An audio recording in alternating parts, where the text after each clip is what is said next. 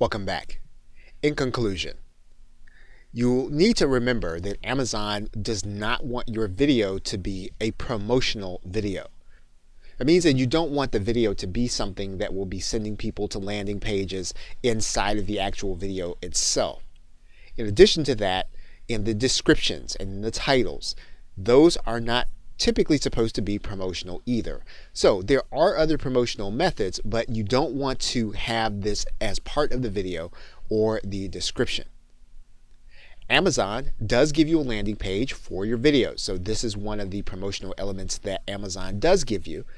And remember that you do get an amazon.com/V and any name that you designate. So even if right now you're not necessarily ready to create videos, one of the things you want to do is you want to go in and set up your account so that you can claim your name quickly. So currently, Amazon does not connect Kindle with Video Direct. However, you will see similar subject matter appearing together on the page. So one of the things that you can test is if you have something in Kindle, you want to keep it very similar to something that you have in Amazon Video Direct to trigger suggestions for the actual customer. Now, one important thing to note is that Amazon does allow licensed content. That means that you do not have to originate the content. And it means that you can also use private label rights content. Now, that is said with caution.